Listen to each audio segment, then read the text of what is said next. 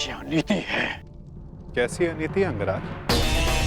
मल्ल युद्ध जरासंध ने स्वीकारा और नियम यही था कि युद्ध दोनों में से एक योद्धा की पराजय स्वीकारने तक या मृत्यु तक होता रहेगा। जरासंध ने पराजय स्वीकारी नहीं, अंततः उसे मृत्यु प्राप्त हुई कर्ण। अकारण किसी का वध करना, क्या ये अनीति नहीं? जरासंध ने भीम को क्या हानि पहुंचाई थी? तो उस सर्प ने तुम्हें क्या हानि पहुंचाई थी कर्ण, जिसका तुमने वध कर दिया था? मैंने उस सर्प का वध किया क्योंकि वो मेरे निरपराध सारथी को डसने वाला था। यदि वो सर्प दंड का भागी था तो जरासंध भी दंड का भागी था कर्ण, जिसने 100 राजाओं की बलि चढ़ानी चाहिए। परंतु मैंने उन 100 राजाओं को मुक्त किया, फिर उसका वध क्यों किया? तुमने जरासंध से संधि की, 100 राजाओं को मुक्त भी करवाया कर, परंतु ये संसार क्या जरासंध के आतंक से मुक्त था? नहीं कर। तुम किसी की प्रवृत्ति नहीं बदल सकते मित्र, और जरासंध की प्रवृत्ति थी आतंक फैलाना,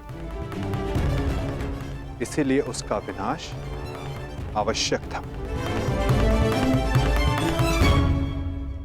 मैं अपने ज्येष्ठ भ्राता महाराज युधिष्ठिर की ओर से यह घोषणा करता हूं कि आज आप जरासंध के आतंक से सदा सदा के लिए मुक्त हुए। महाराज युधिष्ठिर की जय, वासुदेव कृष्ण की जय, महाराज युधिष्ठिर की जय, वासुदेव कृष्ण की जय। हम सब आपके आभारी हैं महावीर अर्जुन। हम सब अपने आप को महाराज युधिष्ठिर के अधीन स्वीकार करते हैं। जो अधीन हो वो दास होता है, और हमें दास नहीं, आपकी मित्रता चाहिए। महाराज युधिष्ठिर की जय, महाराज युधिष्ठिर की जय। इन लोगों ने अपना चयन कर लिया है अंगराज, और मुझे उस पल की प्रतीक्षा है जब तुम उचित चयन करोगे कर्ण।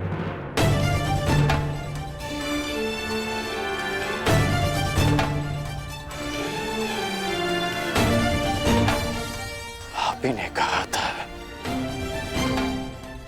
कि जीवन में कुछ उचित अनुचित नहीं होता।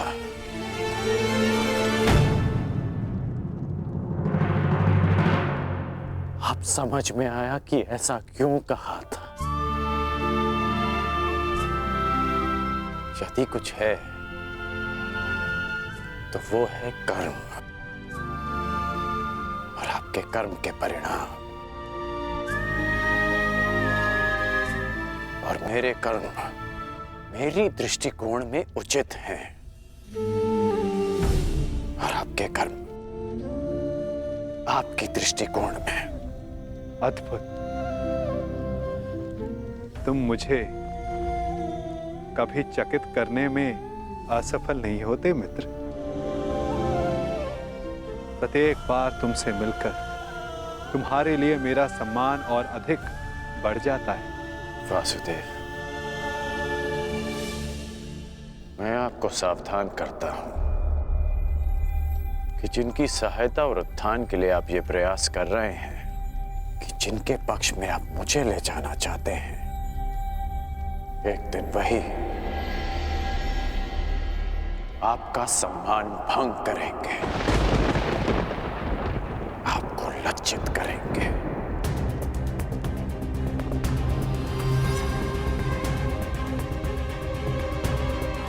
प्रणिपात। प्रणिपात अंगराज।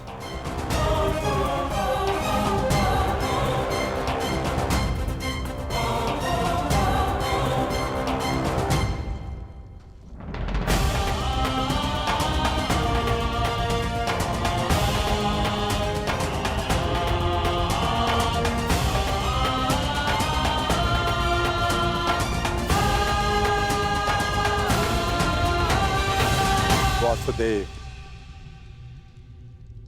स्वप्न में आपने मुझसे कहा था कि आप हमें मुक्त कराने आ रहे हैं। वो स्वप्न ही था या सत्य? मनुष्य के स्वप्न ही उसके भविष्य का, उसके अस्तित्व का परिचय होते हैं भद्र विश्वकर्मा। यदि मनुष्य स्वप्न देखेगा नहीं तो उन्हें पूर्ण करने की चेष्टा कैसे करेगा? स्वप्न हमें चेष्टा की प्रेरणा देते हैं। अवश्य आपका स्वप्न एक सत्य था भद्र। जरासंध के अत्याचारों से हमें मुक्त कराकर आपने हमारे प्राणों की रक्षा की है। आपके उपकार को मैं कैसे चुकाऊंगा? एक भूमि को श्राप मुक्त करके।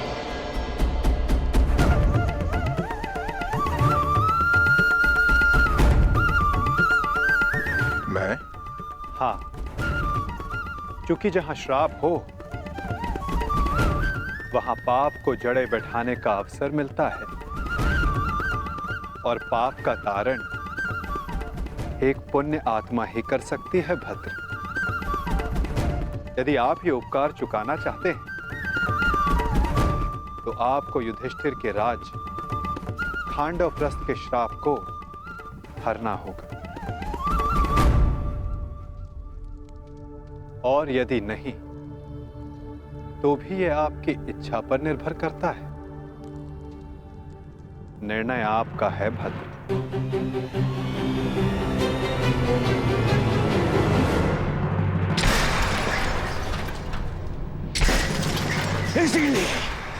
इसीलिए मुझे वो कृष्ण पूरी आंख नहीं सुहाता।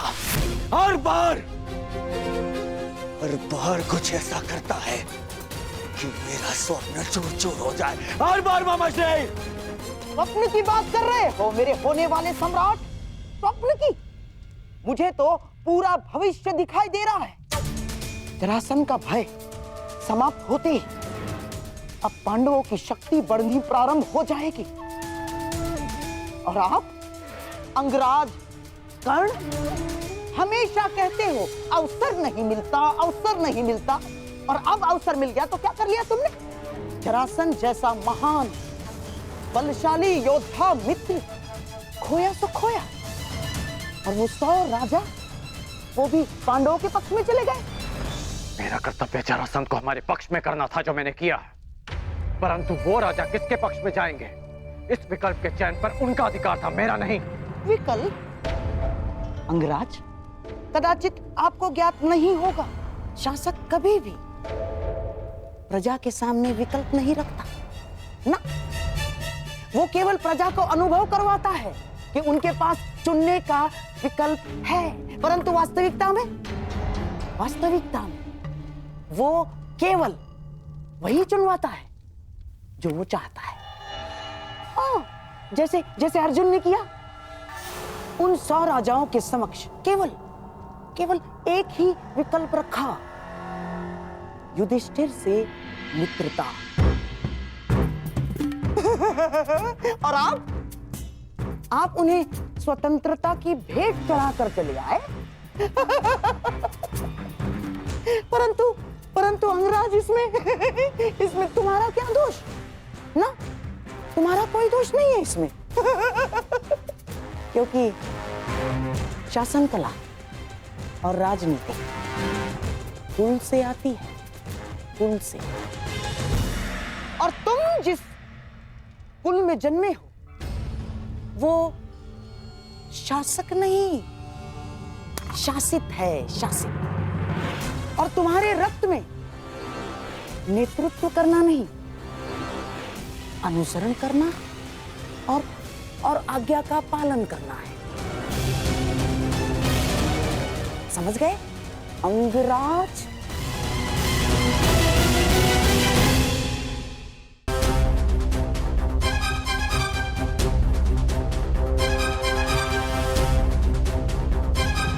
मुझे प्रसन्नता है कि मेरा जन्म उस कुल में हुआ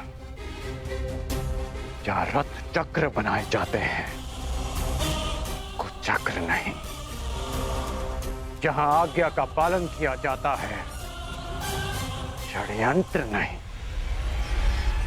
मित्र दुर्योधन ने जो मुझसे कहा, मैंने उसका अनुसरण किया। षड्यंत्र नहीं। बस मामाश्री, वहां वो पांडव अपना बल बढ़ा रहे हैं और आप मेरे मित्र का अपमान कर रहे हैं मामाश्री। धन्य हो मेरे होने वाले सम्राट। यहाँ तुम्हारा मित्र तुम्हारा भविष्य पांडवों की झोली में डालकर चला आया और तुम मान और अपमान को लेकर बैठ गए। परंतु अब मैं दर्शक बनकर नहीं बैठूंगा ना। अब इस खेल की कमान मैं संभालूंगा। उस वासुदेव कृष्ण के इस छल का उत्तर मैं भी छल से ही दूंगा। वासुदेव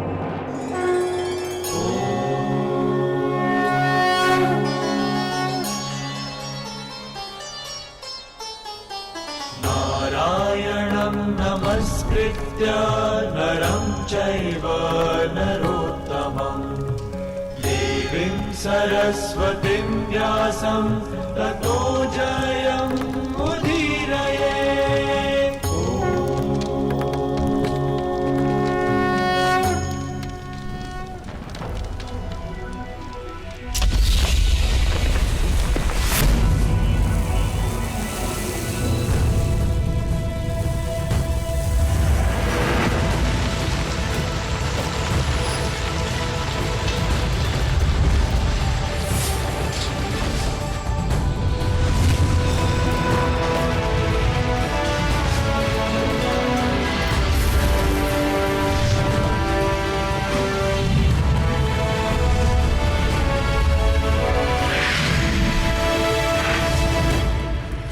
देवराज इंद्र के आशीर्वाद से निर्मित ये भव्य नगर इंद्रप्रस्थ कहलाएगा।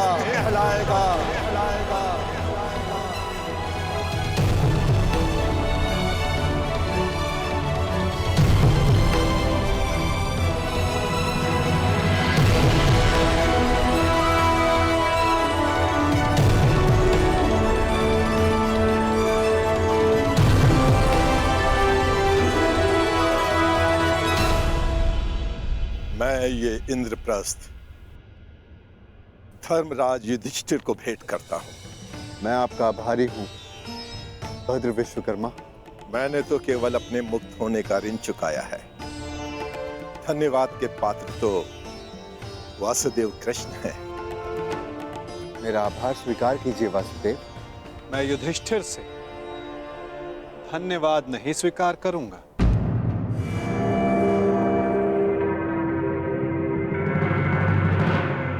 क्यों वासुदेव? क्योंकि मुझे सम्राट युधिष्ठिर से धन्यवाद लेना है। समय आ गया है कि आप राजसूय यज्ञ संपन्न करके सम्राट की पदवी पाएं। धर्मराज, यज्ञ का संकल्प लो। आर्यव्रत के समस्त राजाओं को निमंत्रण दो। मैं चाहता हूं कि संपूर्ण आर्यव्रत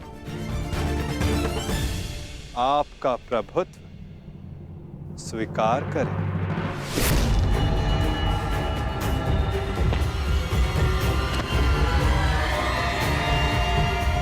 वो महाअभिमानी भी जिन्हें लगता है कि पूरे संसार में उनका कोई तोड़ नहीं।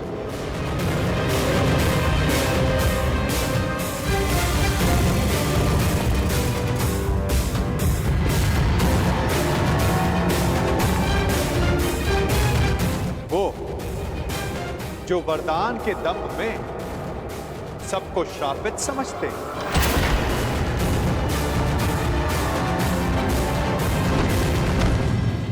वो जिनका प्रारब्ध इस राजसूय यज्ञ से जुड़ा है। आइए आइए छेदी नरेश। शानदार नरेश, टूटी टांग के लिए चिकित्सक से परामर्श ली? ये अब भी बतख की तरह इठला के चलते हैं।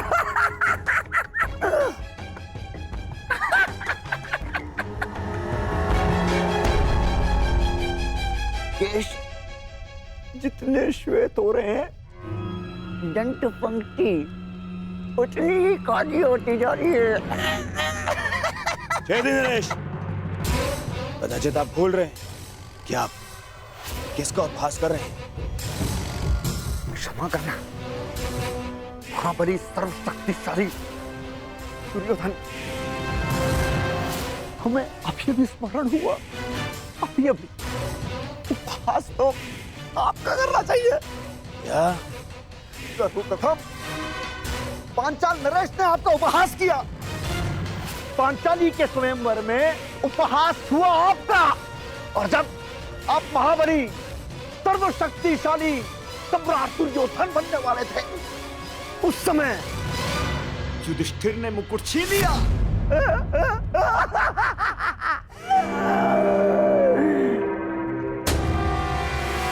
और जब तुम युवराज बने, तब तक युधिष्ठिर राजा बन चुका था। राजा! कहावत याद आई, धोबी का श्वान न घर का न घाट का। बस क्षमा करना, मत करना। मैं मूर्ख हूं, दुष्ट हूं, अस्त्र शक्तिशाली है।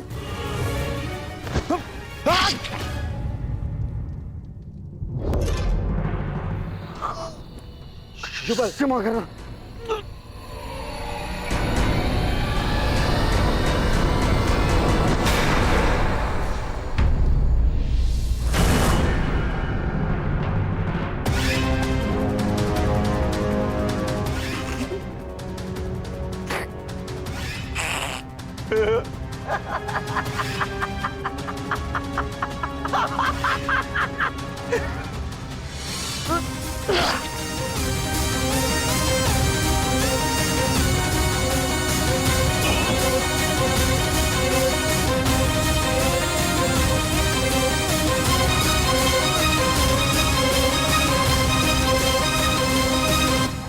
समझ में आया मेरे होने वाले सम्राट, मैंने छेदी नरेश को अकेले में मिलने के लिए क्यों बुलाया। इन्हें वरदान है, वासुदेव कृष्ण के अतिरिक्त इन्हें और कोई नहीं मार सकता। हाँ, और वासुदेव कृष्ण भी इनका वध तभी कर सकते हैं जब ये उनके समक्ष 100 अपराध पूर्ण ना कर लें।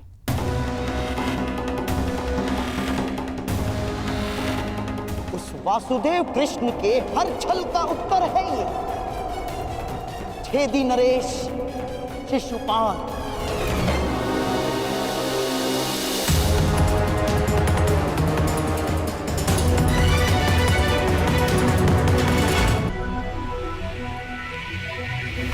ये माया महल है वासुदेव।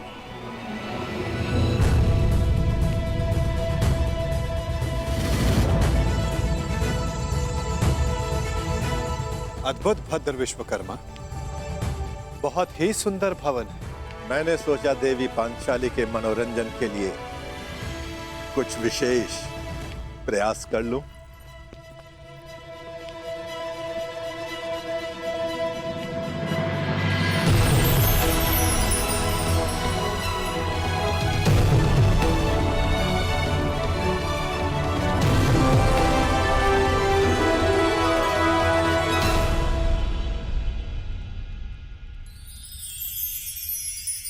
यहां जो जैसा दिखाई दे रहा है वो वैसा कदापि नहीं है।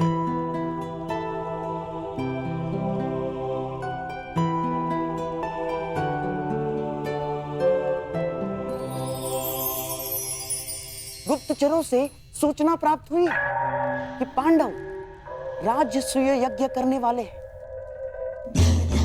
और आप भी वहां जाएंगे। यद्यपि कृष्ण के मित्र मेरे स्वाभाविक शत्रु हैं, हाँ, परंतु पिता के आदेश के कारण जाना होगा।